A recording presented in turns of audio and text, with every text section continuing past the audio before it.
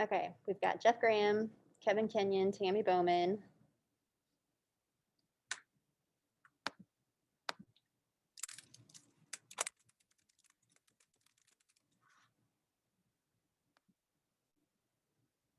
Oh, it's actually Shanna. Got it. We're good.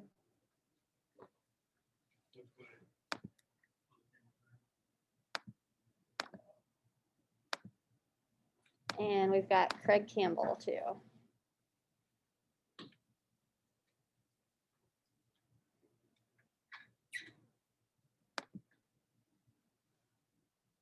Okay. Do you want to? You can kick us off, KK. Well, I guess you're on there. Never mind. Yeah, I'm on. Sorry. Greetings all. Sorry for being late. I tried to get on and it said host will let me in and It was on our end. Don't worry, Craig. okay, but I closed it all out and came back in and got in. So we got a lot to do tonight.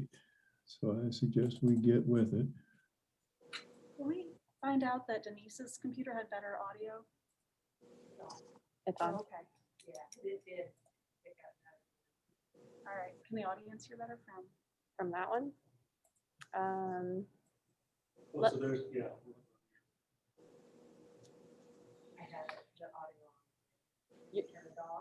Let me turn mine off then, because I think my audio. Hey, Craig Campbell, can you talk more so we can figure out? We just want to figure out how we can hear you best, because I think one computer is louder than the other. So Okay, so we've got a lot on the agenda this evening, so we should probably get moving as soon as we get the volume control Yeah. worked out. Are we good? Do I Is need that to one say working? more? no, just sit tight for a second. Okay.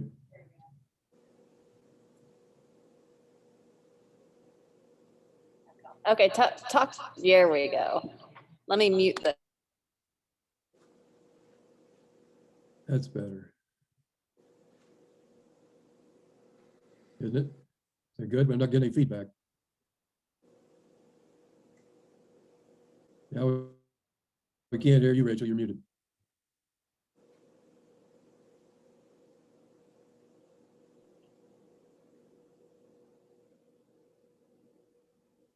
Now see if you get feedback. Say something.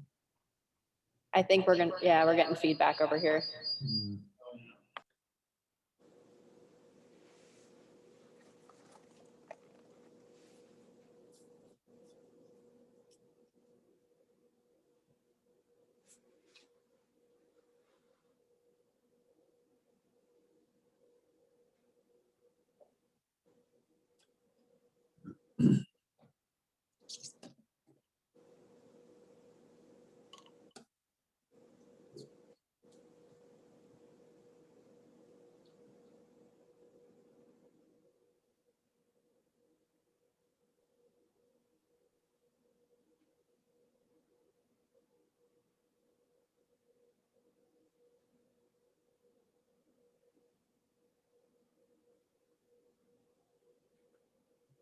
Or we'll get feedback.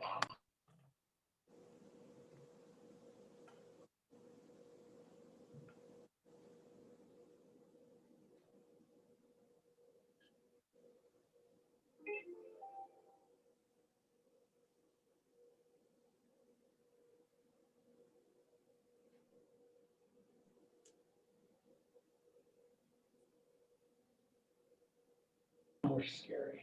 Okay, I think we're good to go now. Sounds much better. Sorry, guys. That's all right. All right. So let's call this meeting to order. Let's do a roll call to determine quorum. I'll start off. Craig Campbell present. Kevin Kenyon present.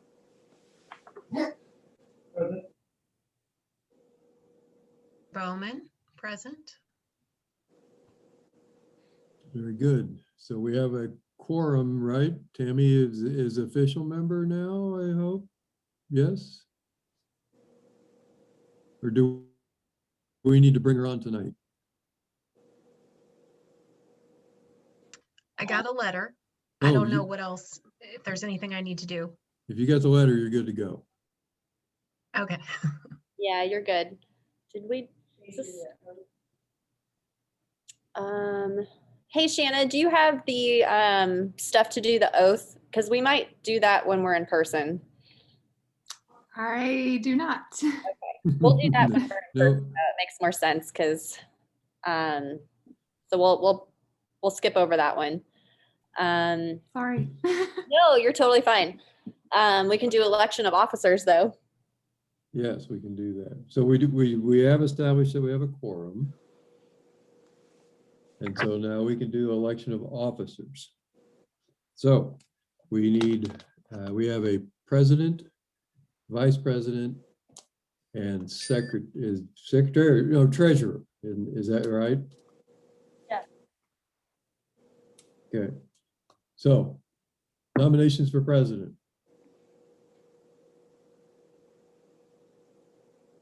We don't actually have a quorum, do we? Hearing none, I nominate George for president. But Kevin's a non-voting member. I'm gonna nominate you. Uh-oh. Hold up, guys. Yeah, we've got Tammy, Craig, and George. They're the voting members. There's three. We only need three. Yeah, Yep. we're good. Yeah, sorry, I was. That's all right. We're good. Okay, I'm sorry. Was there a nomination For George. for George? Is there a second? I would nominate Craig, actually. Oh, we have two nominations on the floor now. So there. Tim, you're the tiebreaker. So Kevin doesn't vote in this. That's the protocol. So I'm off the I hook. will second the motion that George is president this go. Buddy. Oh, good lord. All right, we're gonna do a roll call vote. So Tammy Bowman, Aye. aye. Craig Campbell Aye. and George Harris. Okay. I'll do it. So It'll be this, I have painless, George. Robert's Rules of Order, don't I? We'll help you through it the first Thank you. meeting. So next we can open up the floor for a nomination for vice president. Seeing as how we only have three members, voting members here, and Tammy's brand new, I will nominate myself for vice president. All right, do we have a second I'll on that? second yeah. Okay, let's do a roll call vote. Tammy Bowman, Aye. Yes. Craig Campbell, Aye. and George Harris. Aye. All right, Okay, president, vice president. Secretary, or it's treasurer, correct? I'm sorry, treasurer. Who's currently the treasurer? Sandy Butler is currently the treasurer. Is Sandy staying on the commission, correct? And Sandy's been working closely with Caleb with the budget, so I would renominate Sandy to be treasurer for another term. Now, can we do that if she's not here? That's kind of cheating. Hey, I think it's fair. Show up or don't. All right, I nominate Sandy. All right, does anyone second that? I second that. Okay, and we'll do a roll call vote. Tammy Bowman, Aye. Craig Campbell, Aye, and George Harris. Aye. All right, Sandy is treasurer again. excellent. All right, President. So you'll just follow the agenda. So the next thing we'll do is we'll review the minutes from the previous meeting, and then you'll ask for a motion to accept the Yes. meeting minutes. Has everybody reviewed the minutes? Have? Everybody needs some time to look them over.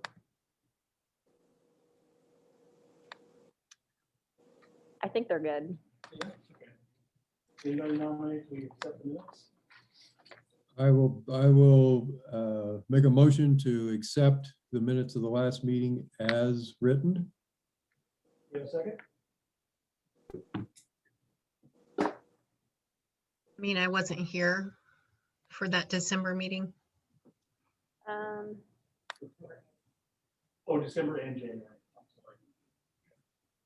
sorry. So, yeah, do we have a motion to accept the meeting minutes for January and December? Okay, I'll second those. Okay. Okay, All right. All those in favor signify by saying aye. Tammy Bowman, aye. Craig Campbell, Hi, George Harris. Hi, Thank you. what's the name of your cat? Coco. Look at this cute. Oh, man. Is that not the cutest cat you ever saw? Okay, we'll move on to old business, which is our local facade grant. We're gonna do some rules and application brainstorming today. Kayla and I have talked a little bit in the office about the grants, the guidelines that we'll need to put together. And there, we had some input from some members already, which thank you so much for giving us your input on it. It was helpful. But we still have a little ways to go on hashing all of this out. And we have some questions as staff for you guys. And we thought tonight would be a good time to talk about some of those questions we have and pick your brains and see how you feel as a committee or commission about some of these items. I think overall, it seemed like the feedback that we got, a lot of our board members were very pleased with the Madison grant guidelines that they have in place for their program. Theirs is a little bit different than what we're doing. They have a rehabilitation grant. They have one for demo, which it seemed like most of our members here were not truly in favor for demolition funds. We'd rather see projects getting built rather than buildings getting torn down. So we'll make sure that we remove anything that has to do with demo projects. I would say where I would like to start tonight, let me see if I can share my screen so you guys can see some of the application looks terrible right now because I just pulled my design file over, and on my actual work computer, there's a really good layout for this. So that looks like our Town of Pendleton branding and all that good stuff. But I didn't pull all of that stuff over tonight. I just wanted to really just work on the text with some of the questions that I have for you guys tonight. And then there's also some additional pieces that are not part of this application yet that we'll need to discuss. This is just as far as I got for the meeting tonight. So overall, what we're going to start with on the guidelines and application process is just giving a brief overview of, what this program is about. It's a facade improvement grant program. We're talking about what the goals of the program are. So it's designed to stimulate downtown investment, maintain and expand the economic contribution of the downtown business district, promote architectural appreciation, and initiate aesthetic improvements in Pendleton. So a lot of this language that I pulled came directly from that grant application that we submitted to Madison County. So we're just trying to be consistent and reflective of what we as a committee were awarded the funds for. Then we move into kind of that program description. And this grant provides exterior or structural rehabilitation assistance to encourage private property owners or business owners to maintain, repair, and appropriately rehabilitate their historic structures. Madison was really specific in saying that it maintains, preserves, and protects as much of the original or historic fabric as possible. So I thought that was important to keep it in there. We in our historic preservation guidelines talk about the Secretary of the Interior standards for the treatment of historic structures. And we also, of course, have our own historic preservation district design guidelines. And then we'll just note that copies of those guidelines are available online, or they can come into town hall and pick them up. Funding limits. The facade improvement grant program will be a matching grant program, which will match up to 50% of the costs up to, Madison had $7,500, but I think this is really where we need to start this discussion on, how much money do you think is appropriate for us to award as a grant project? Just so everyone knows, we do have one member of the public at tonight's meeting. Dr. Lau is here in the audience. You can't see him on any of the cameras, so just thought I'd mention that. It's over there.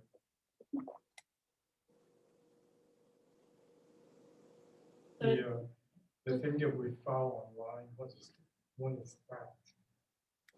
Well, that's a survey, just so So we what I have. submit online, it's a survey. I don't know. So does anyone have any thoughts of maybe what would be an appropriate amount? What's the total pool at start? We applied for 250,000 from the county, which then if we provided the 50% match would kick us up to 500,000. However, I am not entirely sure exactly how much we will get at this point. It's food and beverage funds, and we did get money awarded, but it's really dependent on the amount that we're getting is dependent on what the county gets in food and beverage in the past year. So unfortunately, I don't have a great answer for you, Tammy. Okay, but that's a ballpark. So from that ballpark, my initial thought is that I'm not sure 7,500 as a maximum is consequential enough. So throw that out there, see what everyone thinks. Was the average project that we just did in, with the federal or the state money? Oh, it ranged from 150,000. And I can pull specific numbers. I don't have it all available, I think but the Gallery's around 40. yeah. So at the high end, I was thinking 150, and then the low end was yes. probably you guys, right? 45 to 45, yeah, 50,000. something like that.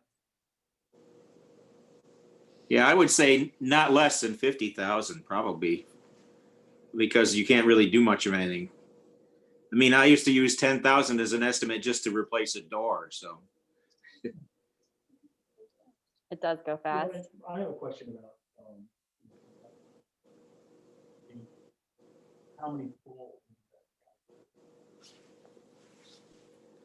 Do you have any?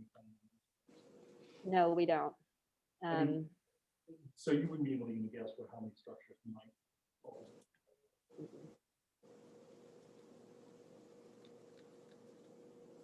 And that, I think too, maybe not some of our buildings downtown, but there might be garages or sheds that are attached to the back of them that might need a demo. I still think the owners should worry about demos. Okay. So we have, like a minimum right now, the number that I'm hearing from you guys is about 50,000, which Kevin, am I interpreting it right? That if someone had a $50,000 match on the project, it would be $100,000 project total? Or are you saying the project total should be 50,000, so that would be a $25,000 match? Does that make sense, how I'm wording that? Well, I was thinking 50,000 from the town and then the match from the owner. So yeah, it'd be 100,000. Like you said, money goes pretty quickly. I mean, I'm still finishing up my house out here in Massachusetts, and it goes like water through a funnel. Yes.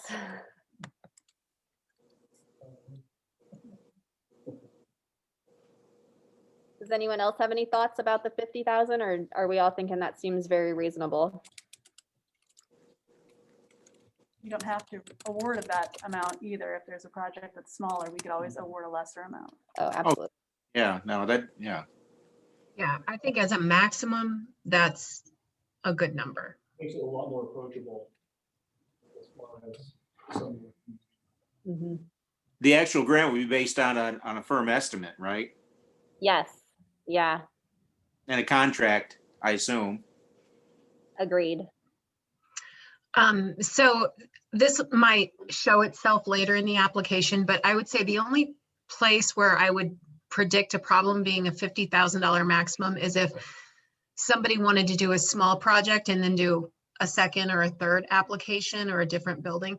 If they wanted to kind of do some training wheels with the grant, and they're only eligible for one, so that could have some unintended consequences. Right. So do we want to limit the number of awards a structure could get, or do we want to limit the number of awards that a person, like an owner, could get? Tammy, because maybe, we do have some downtown building owners that own multiple properties. You know, I so feel how like it would be to the structure. do this Yeah. Please, Kevin. That's what Madison's is. is per set up structure. for. Yep, Yeah. 2 years after they're awarded. Okay. And something else to think about too, I guess, is what if someone came and asked for money to do window replacement?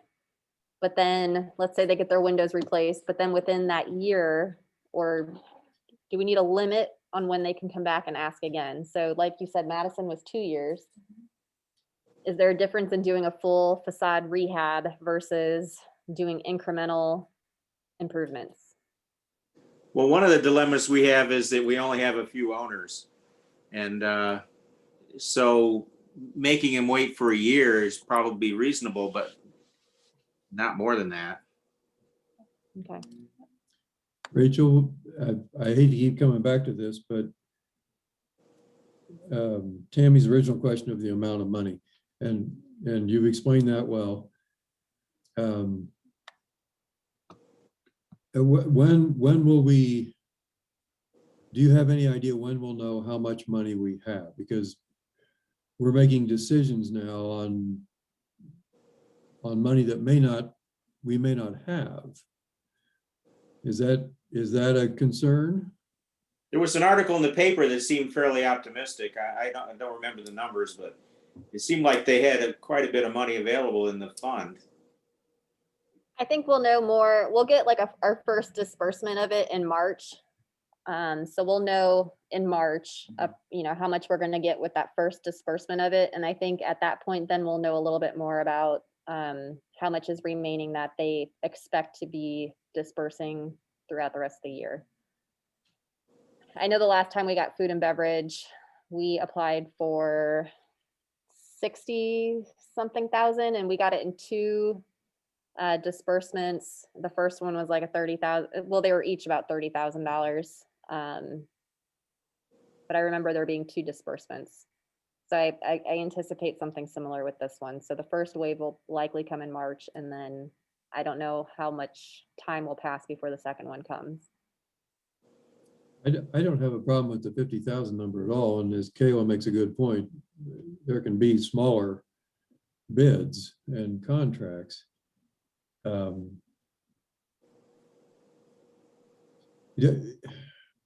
I'm just concerned that if, and I guess it's not that big of a deal. If someone came to us and said, okay, I need my 50,000 and here's my contract and my bid, my estimate, and we say, sorry, we don't have the money. I guess we can say, come back when we have the money, but it'd be, I hate to spend money that I don't know is sitting in the bank waiting to be spent, you know?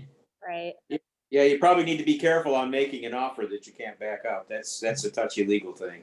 Yes. No, and I don't think we should make an award with money we don't have. Even an offer for sure, yeah. Right. Yeah, I think we need to have money in the bank before we can say yes to anyone with any certainty. Yeah, that's prudent. But past that, and that's just the way I am about money, but past that, I totally agree. If that's gonna change the facades of the downtown and the 50K is what's needed, or 100K, if the building owner is willing to do that, then fantastic. Well, we can even revise this. I mean, this is our best intention, our best foot forward on this, that we can say 50,000. Let's say we get to March and what if we get $50,000, you know? And I think at that Right. point, then let's go back and revise this before we kick it back out to the public and say, you know, we can adjust it at that time.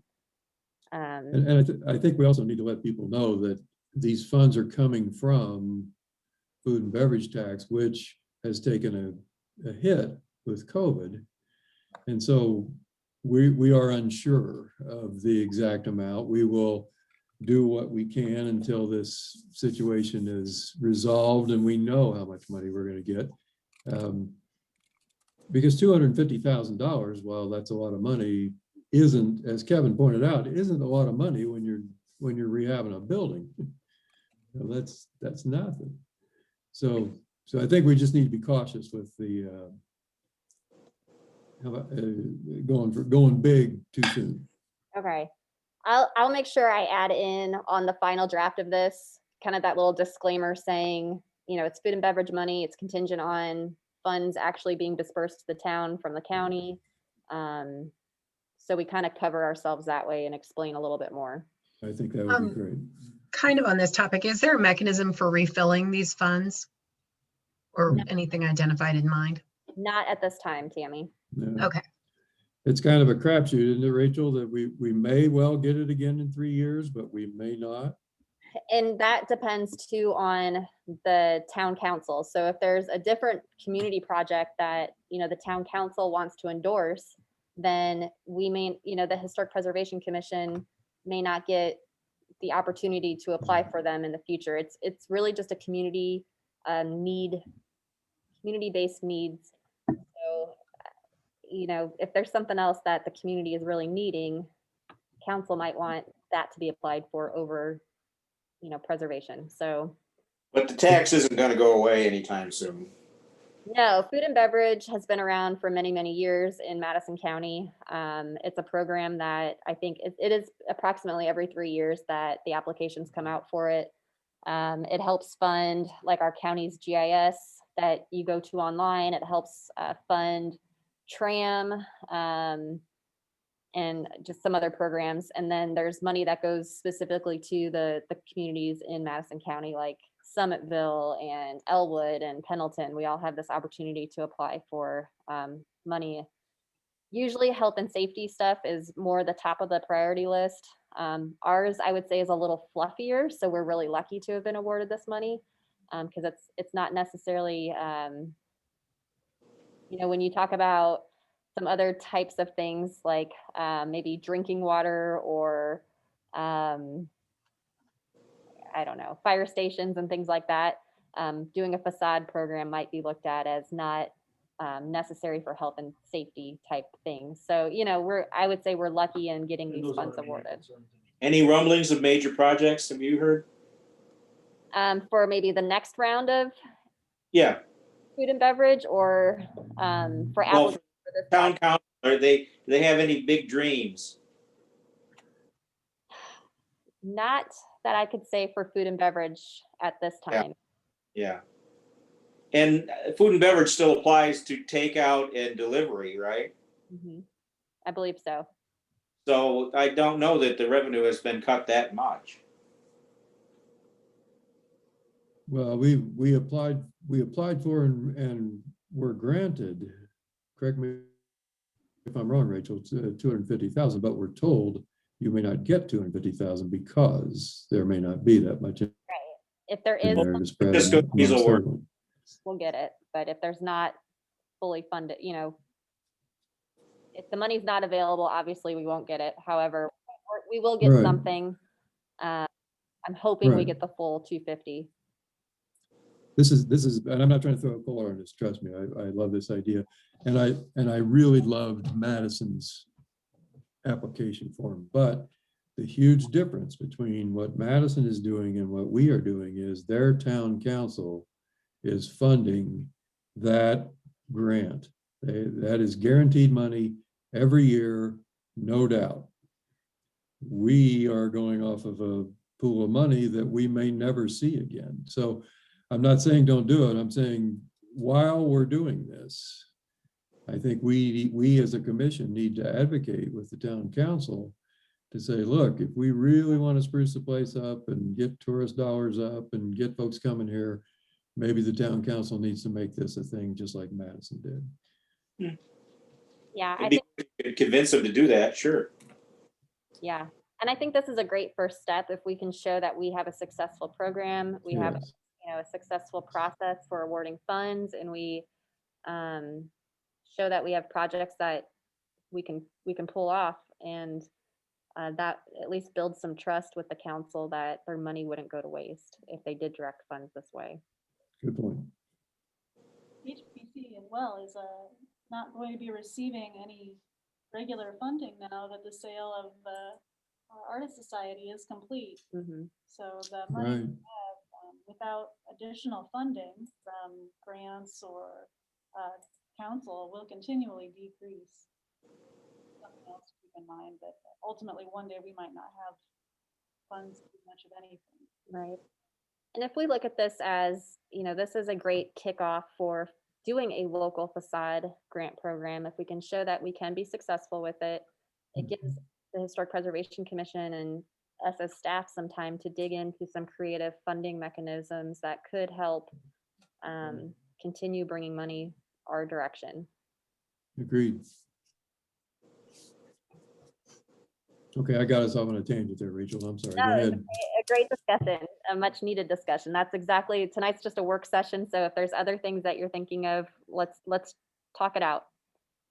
Another question that I had under applicant eligibility, like Madison, I typed in that persons, corporations, it says associations in their application, but I said nonprofits holding a fee simple title of properties located in our downtown zoning district. And I also think it's important that it should be in the local historic preservation district are eligible to apply.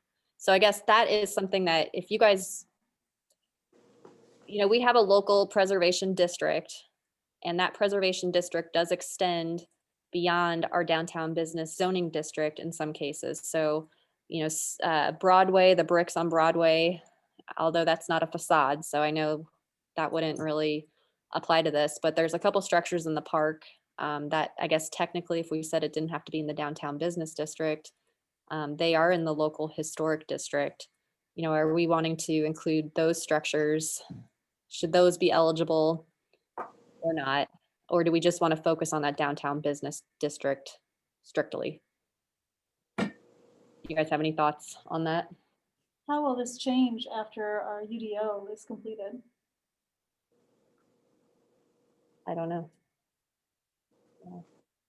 I guess with our Unified Development Ordinance update, there is the possibility of, I don't foresee our downtown business district boundaries changing very much, do you? No. However, the local preservation district, at some point we could extend those boundaries. So, but I think the preservation district would have to be changed by Historic Preservation Commission. So you guys would have control over if you wanted to have the boundaries grow or stay where they are. What we're working to do is not have it tied so much to the underlying zoning district, which it kind of has been. So it would be more of an overlay district that could go over other sorts of zoning districts then. It'd be a little more flexible. You could have a house In yourself. adjacent to downtown business district. Maybe right now it kind of had to be zoned downtown business to be in the historic district, but basically it could be zoned to residential or be flexible. It would just have of the local historic district. Sorry if I just made that more confusing. No.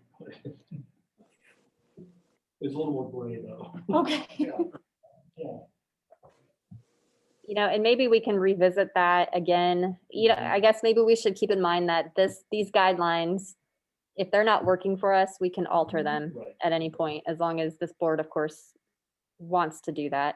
So maybe after the Unified Development Ordinance update does come out, if Kayla and I see any red flags or things that need to be changed, we'll come back and revisit it. So Good point. I guess let's plan on this application and guidelines to respond to what we have in place today. We'll see how it changes with the UDO, and if we need to come back and change, then we'll do it at that point. Yeah, I think I'd have to see both maps and kind of how they intersect, but it makes sense, Kayla, to me, when you were saying that maybe things are residential now, but it feels like in the future they might be zoned business, and I'm picturing kind of like in, I don't know, Zionsville or Nashville or somewhere like that, where residential structures are changed to retail and dining. I wouldn't want to prevent something like that. But maybe as a starter, that's not what this is. I don't know. I'd have to see it. Okay, so as it lies right now, we'll keep downtown business zoning district, and they have to be part of the local historic preservation district. we see need to change that later, we can certainly do that. It does That's seem- good. That's good.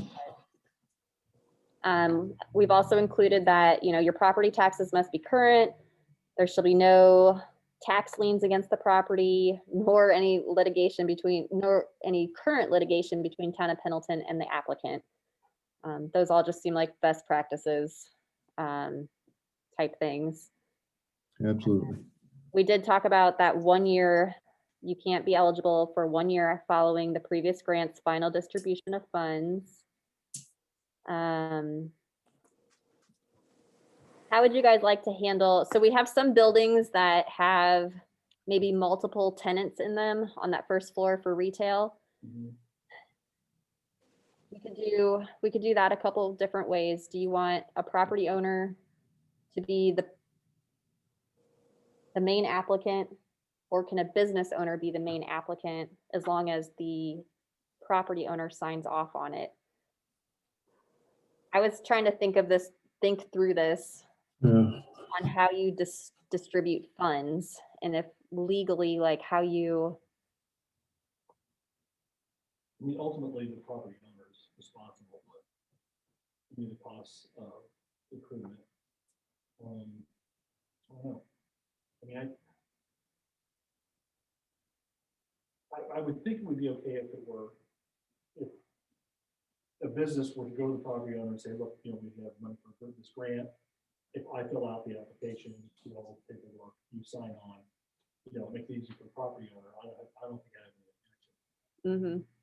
Keep it kind of a private matter on if the landlord is okay with that, and just make it an option in case there is somebody who is. Right. I mean, it has to be an agreement between that. right? Didn't the Madison application touch on this? Where a building owner would be the holder of the funds, and the business owner would work with the building owner to get the funds or something like that. And I can revisit that too. We don't need to waste time on this, but as long as the building owner signs the contract as well, even if he or she are the second signees, their name's on the contract, so they're good for it or not. I don't have a problem with if the business owner wants to go for it and the building owner signs on and says, yeah, let's do it. I guess we wouldn't even need to necessarily know who's kicking in the other 25,000. If it's those two want to work that out, what do we care where the other 25,000 comes from, just so it comes. Agreed. I think that's all good. Okay. And where does, and I think Kevin said something about in the last minute, something about signage. Where do we stop? Signage, like you said, will come and go where. That's a good point too. Yeah. We could, at least to start with, we could put signage as a ineligible activity. I'd agree with that. I was just wondering how this meshes with the loan, the bank loan thing that, the guaranteed interest rate or whatever that was set up. Is that a completely separate program, or can the two of them sort of be tied together? What I have heard, and Craig, I guess you're RDC president right now, so you might be able to speak to this. Do you want to take this one, or? Yeah, good question, Kevin. I actually asked the same question at the RDC meeting. Scott Reske was there, and he explained it very nicely that these two could work in conjunction with each other. Good. To help the building owners or business owners make improvements. So It could be presented as a package in a way. that's right. And even interior, exterior type thing, because the revolving loan doesn't have the restrictions that this one does. Yeah, good. Still nobody has taken the revolving loan though, right? That's correct. Because they're afraid of the banks, or what? Do you know what the reason? Well, we don't know exactly what the reason is, and we are trying to meet with the Pendleton Business Association to get their feedback on why it's not gone any better than it has, and to help us rewrite it so that if it's onerous to the business owners or building owners, we can change that. So we're still kind of mired down in that right now as far as the RDC goes, but we're working on it. Okay, that's good. Yeah, just keep them on the same program so people don't get too confused, I guess. Right. Okay, something to think about now is the application review and approval. Do you guys see this program being something that we do on a rolling basis, or should we have applications due quarterly, twice a year? I guess what are your guys' thoughts in regards to that? Construction season tends to be during the summer, so you probably want to do something that coincides with that.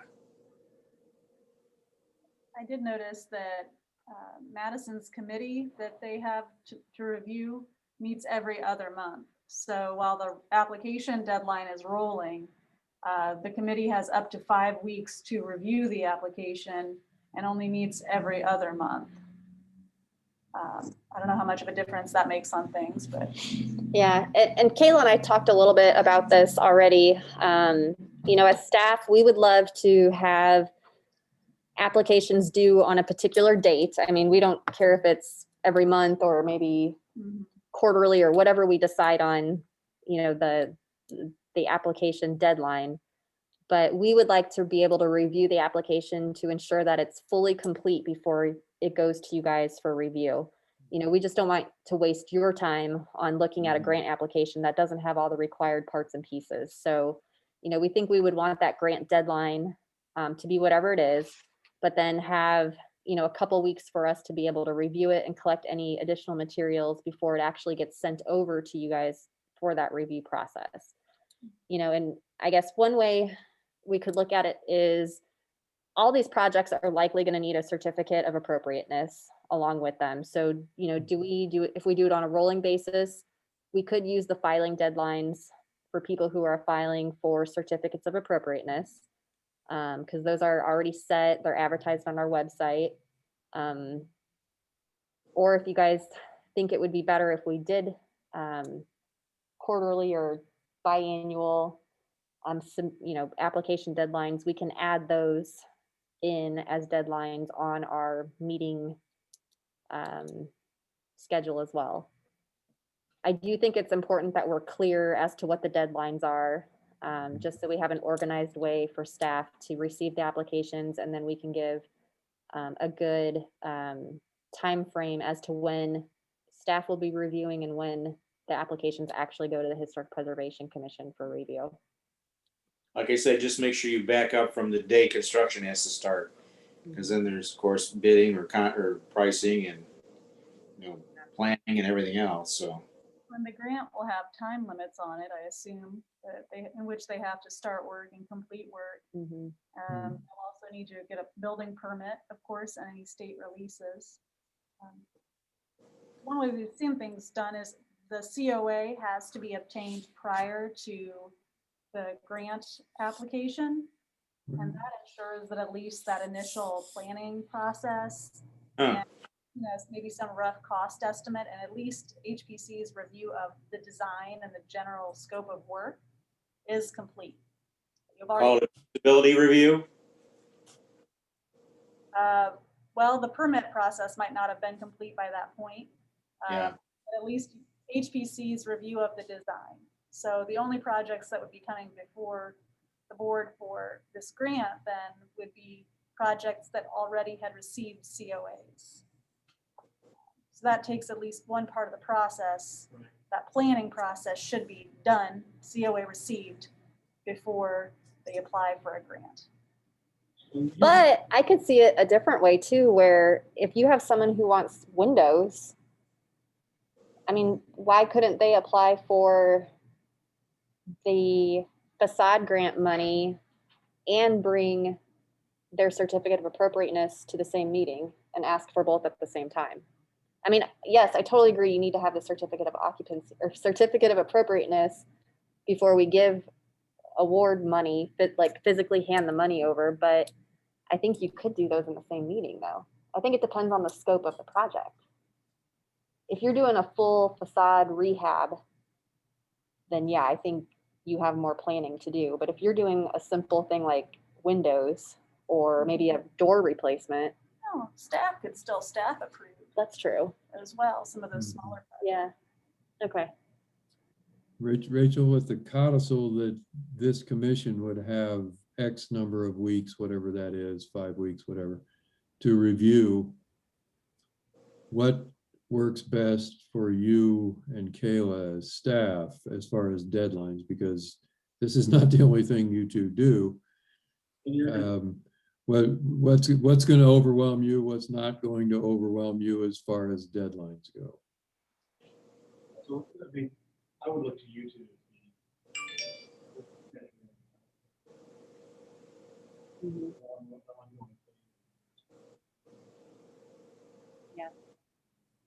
I think something where we are more or less, the way I look at it, hey Sandy. Hey, Sandy. Sandy Butler is present.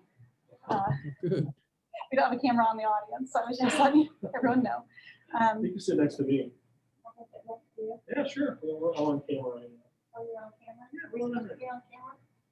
It's up to you. No, you don't have to be. Can you sit on your lap? Sure. But anyway, the way that I view Rachel and I's role in this is more as the administrators getting it online for you as the grant selection committee Mhm. to then review those documents and have ample time to really score them and feel like, okay, I'm coming into this meeting prepared with questions, or I have some idea of what I'm going to be looking at this evening. I think I view this too as, so we get projects that come through our plan commission where we have to review an entire site and go through and check and see if it meets ordinance requirements and things like that. I think it will be somewhat similar in the way we approach it as staff.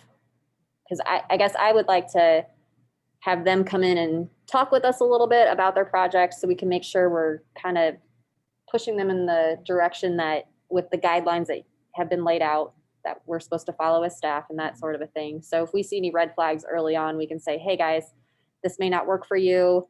You know, maybe your cost estimate should focus on not vinyl windows, but historically appropriate windows. Because, you know, we get approached by people with all kinds of ideas about their buildings. So before that grant even comes in, like we need a pre-meeting and then there needs to be that deadline for the actual application. And then we take that actual application and would send it out to you guys for your review of it. I This think is all a good case for a rolling deadline. You know, like a monthly on a certain date. What you forfeit with that is the comparison. You know, you get a big stack of packets and you can rank them otherwise, you know, if you do it annually or biannually. But that's really the only piece that you're trading off, I think. yeah. Are you think- guys okay? People procrastinate too.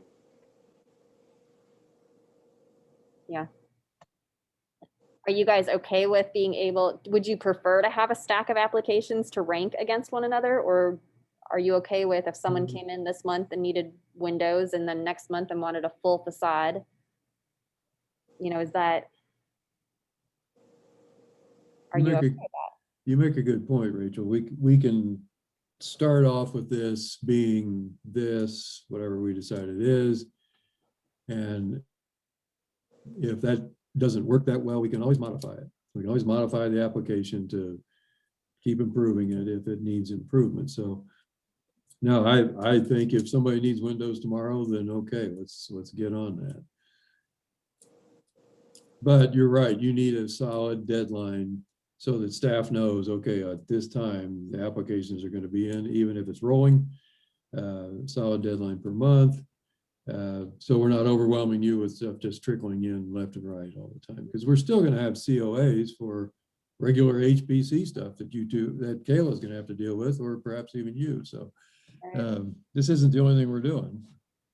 Yeah. Hey, Tammy, you know, with our foundation board, Mhm.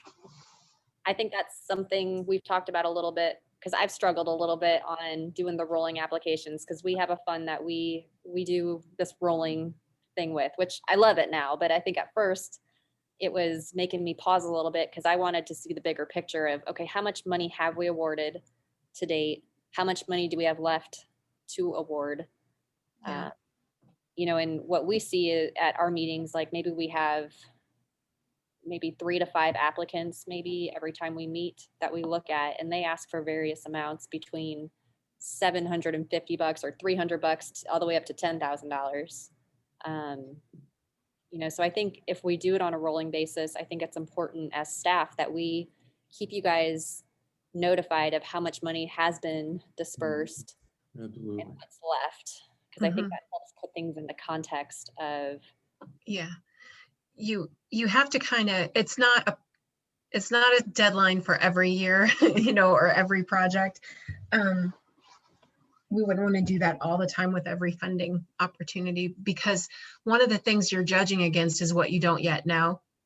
And so keeping a reserve, you know, in case like the killer idea comes in, or you've been talking to someone who has a project, but their financing's not ready, or this isn't ready, or that's not ready. So yeah, you don't want to spend fast and furious and then come down and have no match for the rest of the good projects. Agreed. and maybe that's something we simmer about for another Mhm. couple weeks before we make the ultimate decision on. So maybe take that as homework and think about how we should be receiving these applications. Rolling basis versus set deadlines. Did you notice that there's mention of target areas? And in Madison's application, and they state that at least 75% of the funds must be used in these 3 target areas. And they use geographic areas because they have a bigger historic district they're governing. But I think we could use that same methodology if we wanted to say at least so much of this pool of money maybe needs to be spent on like bigger facade projects, or whatever you guys decide on, like a geographic maybe area of the facade, or projects of this scope. Or, you know, you could potentially do a focus. We could do that. I mean, if we have potentially $500,000 that's going to be invested in the downtown, we could say 30% of that is going to be used for full facade restoration, or 50% of it's going to be used for full facade renovation. Mhm. And then the rest of it could be used for windows or repainting or awning removal or whatever comes to our plate. You think a full facade will get eaten up fast? Yeah. I mean, I really do, because just on our little building, you know, it was over $50,000. Mm-hmm. And I mean, there was a lot that had to be done, but we're building. Can I use my building as an example as to how? On how we do how this. You want to be our guinea pig? Because I mean, that's a huge, For example, I'm interested in replacing all the windows with original windows, which are 12 feet tall. So they will have to cut the patching. That they have to do. Yeah. So they will cut that in, put a window, patch it, and then paint it. Yeah. So that's what I'm interested in. Mhm. Yeah. What the art was all. So they are even in the center of the street. It's a pretty big undertaking. The Mhm. window 12 feet tall. Mhm. The original window 12 foot tall and 5 feet. 4 feet wide, 12 feet tall, 5 feet wide, and 12 feet tall. Yeah. They cut the patch out. There's a repatch it. Maybe, or portions like a storefront restoration projects, or upper level window restoration. Like that would be a more chunk at a time. Maybe. That way it wouldn't go so fast. Well, you So, later cut the window in. So you can actually stuck it. Yeah. And then they have to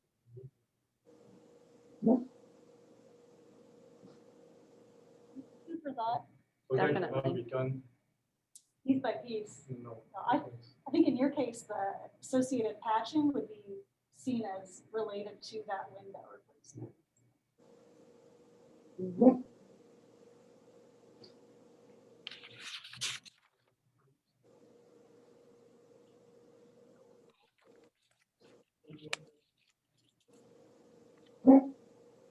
They're gonna be beautiful.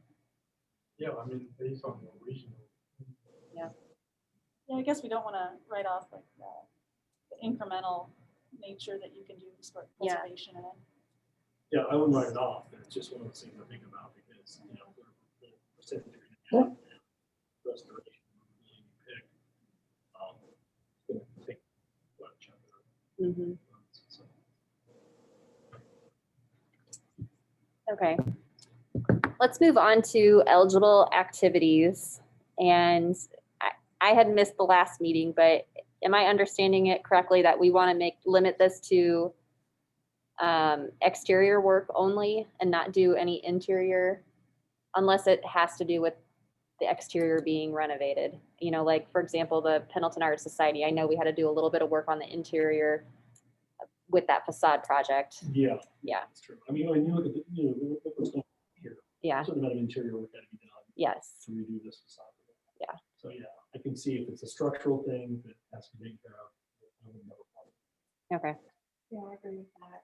All right, then we'll stick to exterior. What are the thoughts on the rear of properties or even the sides of properties? You know, when we did the Main Street Revitalization Program grant, you know, they were very, very strict on you only went 10 feet back and you couldn't do the side of a building. I don't know if I necessarily agree with that. I would love to see some of the sides of our buildings restored as well. And then what are your guys' thoughts about the alleyways? You know, if someone wanted to do something on the backside of the structure, what do you guys think? I think that's really important to do. But, you know, I would yield to whatever the philosophy of this body has been previously, but it's concerning to me to see the alley view of some of the buildings, and the original use of some of the buildings, you know, is kind of apparent from the back, more so than it is from the front, because they've not been demolished or renovated. And I think they're in danger, or my instinct tells me they're in danger.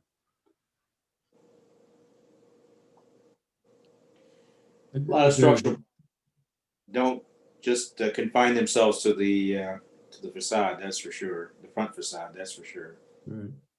There's nothing that precludes us from getting a application in that we say, I'm sorry, A, we don't have the money for that, or B, that somebody else beat you out, you know, we can look at all sides and rear. And going back to what Kayla suggested with the quadrants or the sections, it did occur to me, and I'm not sold on this, but if a certain portion of the money was set aside for the Okra buildings, if I'm using the right term, that only got the renovation 10 feet back, you know, could those folks apply to go ahead and have the side of the building done to make it look like the front of the building as a special group? Because what was that, 5 buildings? Yeah. Now that could take all the money too, you know, that's something we'd have to look at, but and it's not a glaring thing, but the building on the across the street from where you folks are, where the Italian restaurant is, the front looks so beautiful, and then the side, again, it's not glaring, but the brick's a different color and the painting's not done and this and that. And so it would have been so nice to have it all done at once. Yeah, have all that tuck pointing done. Yeah. I absolutely agree. After structural, though, I think it has to be something that's fairly visible, you know, that the community shares in. Yes, agreed. I think one thing we should probably put in there too is that we do have the right to say no to any project. I mean, I'm kind of thinking that we might get a project thrown at us that as a group, you guys may not think is a good fit for Pendleton or for the Absolutely. county, that we should be able to say no if we don't feel like it's a good fit, and just at least let people know that this isn't a guaranteed thing. And even if you have a project where you're restoring something, but something is off to us, we can still say no without having a really good reason, maybe. Well, and I Yeah, think, Absolutely. does your application need to reiterate the fact that the HPC is a legal entity and has legal rights and authority? Yeah, probably. one way to look at it too is that there will be a scoring matrix that will, Mhm. each of these projects will run through, and the hope is that that would take any subjective nature out of it, and then basically the highest rated projects would be the ones that should really receive grant funding.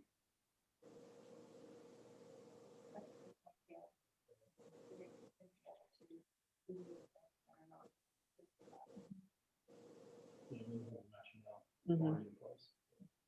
You have documentation there, so this is where you're scoring it too, and this is why it's not being accepted. Yeah, But I think you do need a list like having been said a few months ago. That there needs to be something yeah, that protects us and that agreed. Okay.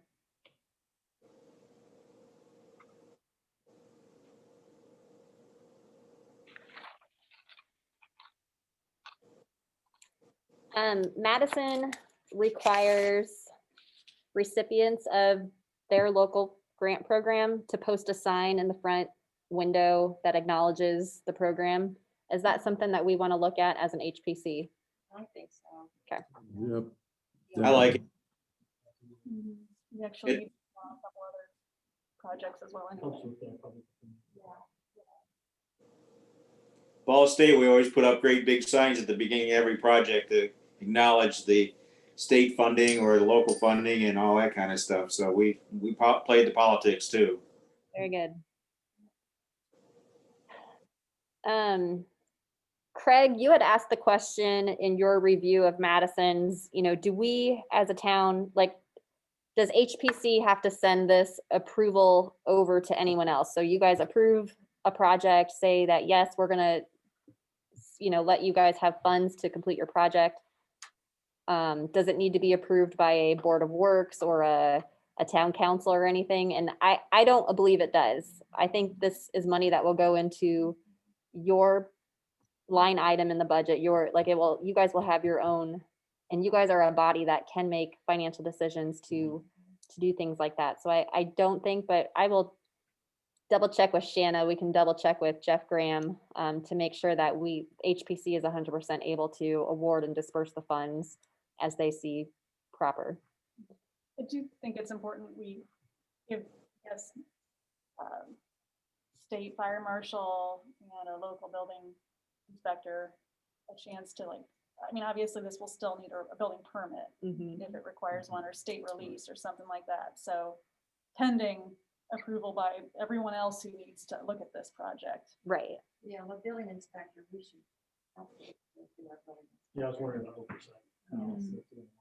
And he should catch, or he or she should catch anything that we want to look. Agreed.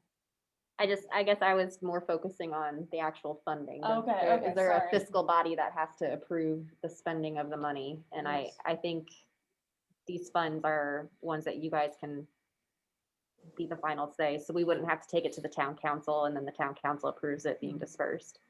Good. Thank you. You're welcome.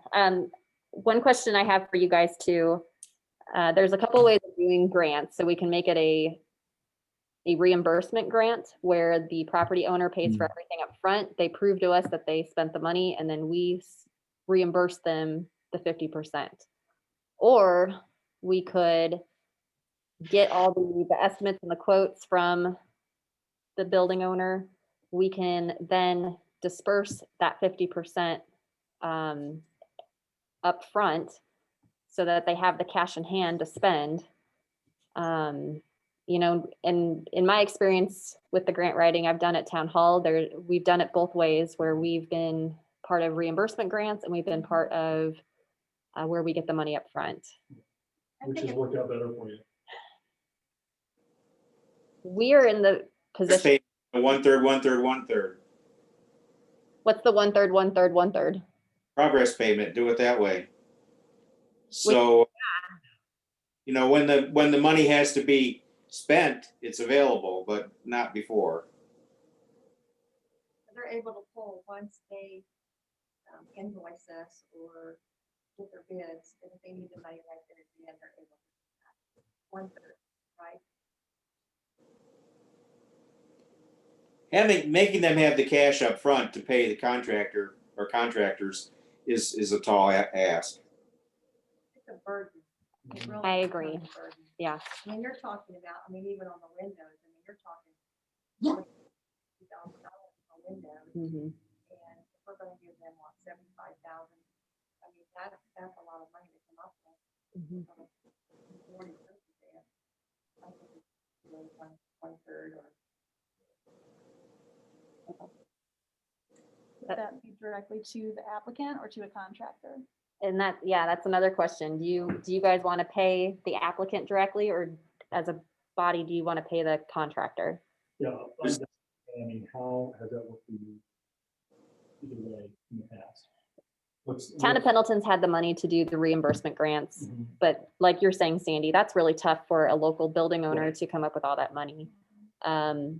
On ones where we've gotten the cash directly to us, they usually split it up into chunks where we don't get the full amount at one time, but at different points in the project, if we show progress, then we get more money.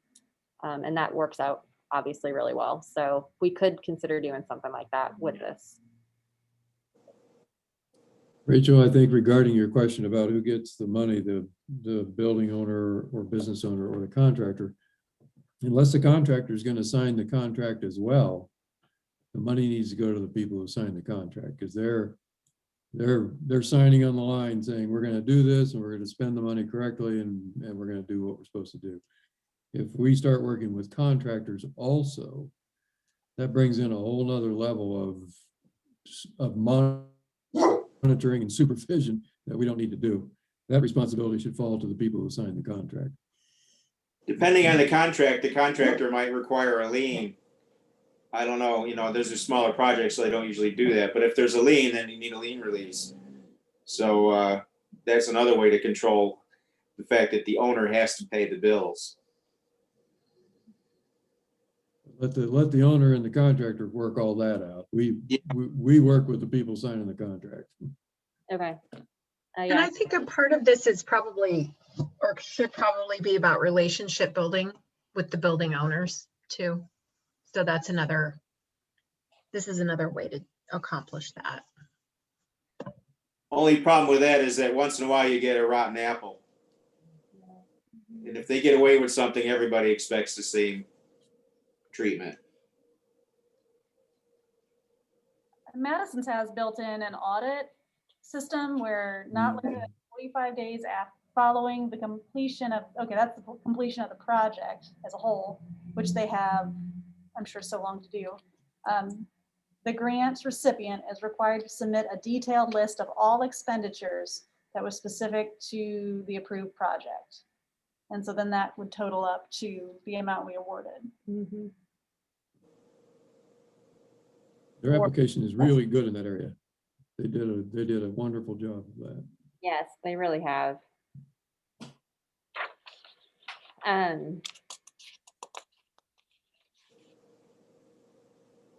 City of Madison also has that the project needs to be completed within 12 months.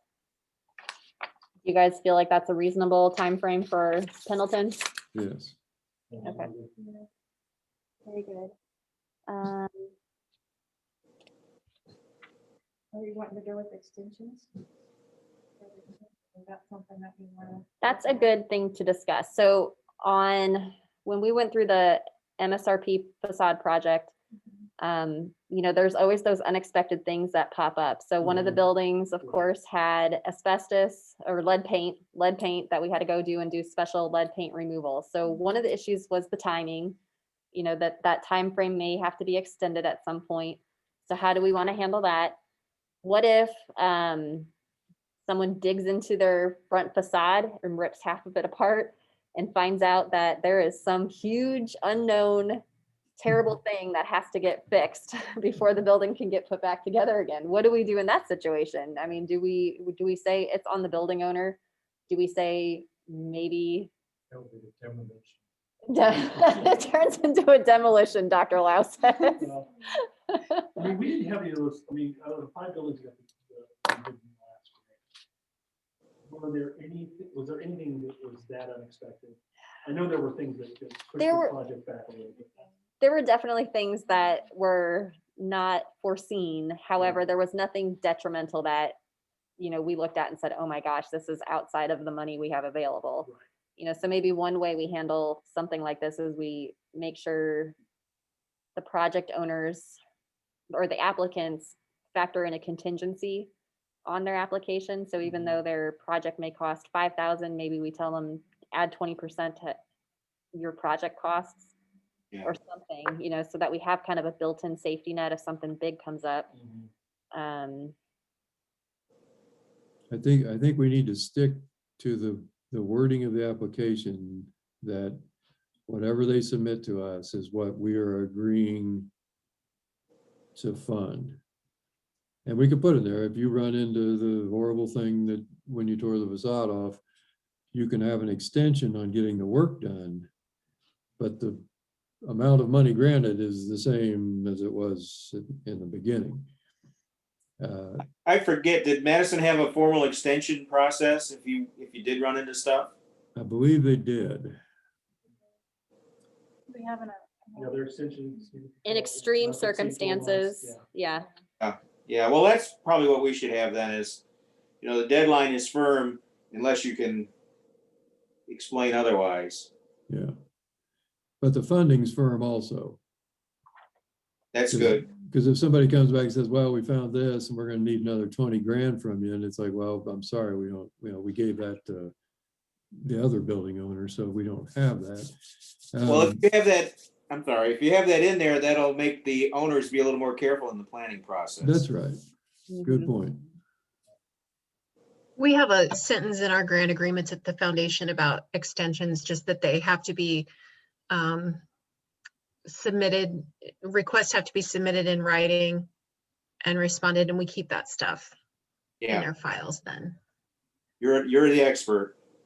Definitely. You stepped onto this board right in time, Tammy. I don't know how that happened. It's good to start off with, you know, some subject area I've been around a little bit. Okay.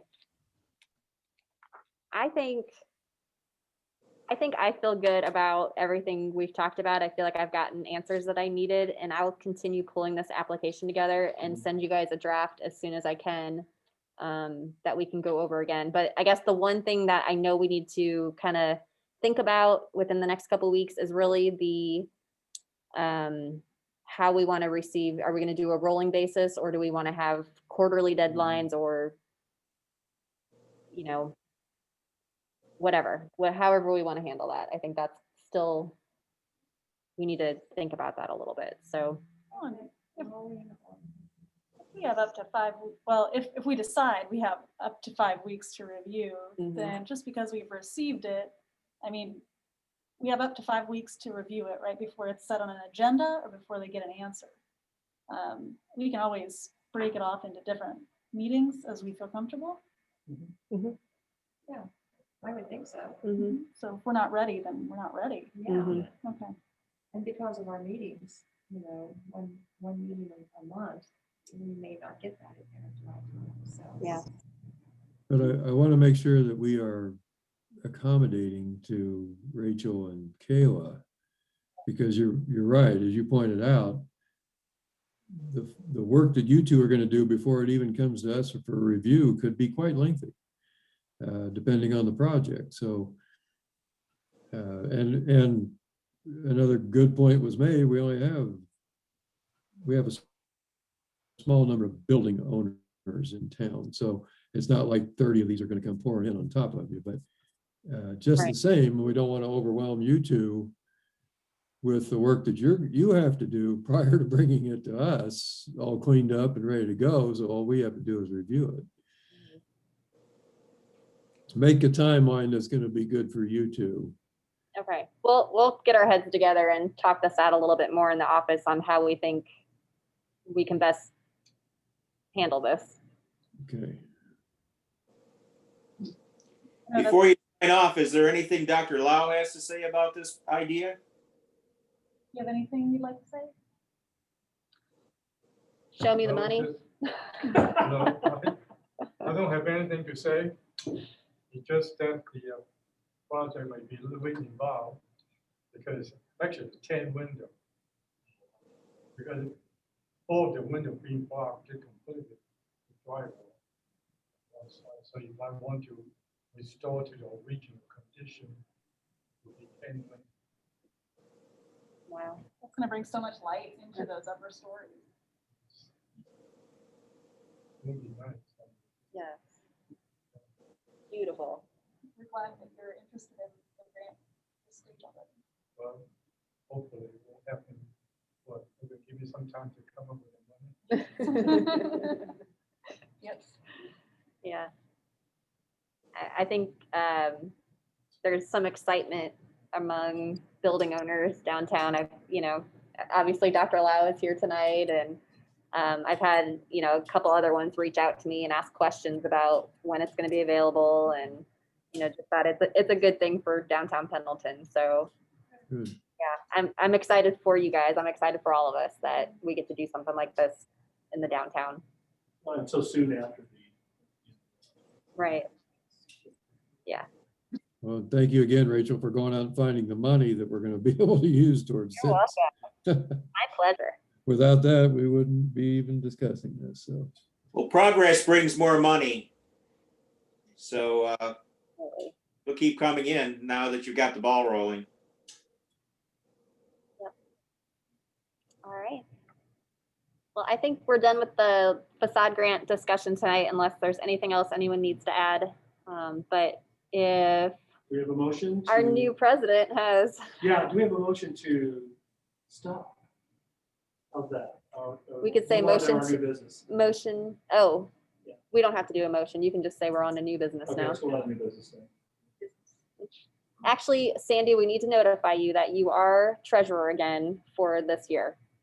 Thank you. They asked if it was appropriate that they nominated you if you weren't here. But it's fair. I think I'm okay with that. I'm not president or vice president, so I'm good with it. Well, Yeah, so I have to congratulations. do the Robert's Rules of Order stuff, which I'm gonna have to fill up on that. Yeah, that's a good word. Craig will keep you straight on that. Yeah, just let me know when I'm screwing up, which should keep you busy. I'm the new president of the Madison County Community Corrections, which has 22 people on that. Wow. Judges and attorneys and sheriff, so it's like, that's a handful right there. Oh, my. I can handle the treasurer part here. Very good. Congratulations on that one. Thank you. Excellent. And I don't think, we don't have any new business to discuss New business tonight. today? Unless there's anything that you guys need to chat with us about, we're happy to let you pick our brains if you need to. I had a question on the building that's 2 doors down with the broken window. You got anything with that, or, and I don't think it's on this board, but it's just coming to town. It's just an eyesore. We have passed that H&R Block building. Oh, okay.